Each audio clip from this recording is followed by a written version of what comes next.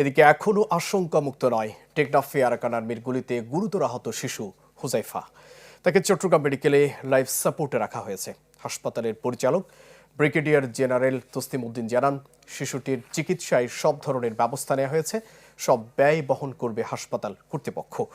রোববার মিয়ানমারের সশস্ত্র বিদ্রোহী গোষ্ঠী আরাকান আর্মির গুলিতে গুরুতর আহত হয় হুজাইফা। সকালে চমেক হাসপাতালে ভর্তি করা হয়েছে ক্যাফায়েতুল্লাহ নামে গুলিবিদ্ধ এক রোহিঙ্গা যুবককে। টেকনাফের ২১ নম্বর চাকমারকুল শিবিরে তিনি বসবাস করেন।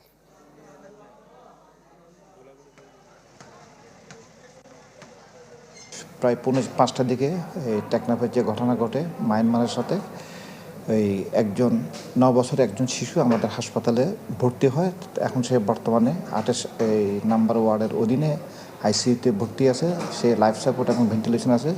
গতকাল রাত্রে আমাদের নিউরোসার্জারি ডিপার্টমেন্টে যারা সার্জনরা আছে তারা কিন্তু এটা অপারেশন করেছে। রোগী এখনও সংখ্যামুক্ত বলা যাবে না, এখনও সংখ্যা আছে, এখনও আইসিইউতে লাইফ সাপোর্টে আছে। সবগুলা ট্রিটমেন্ট পারপাস যা খরচ এগুলো সব আমাদের হাসপাতাল থেকে বহন করা হচ্ছে।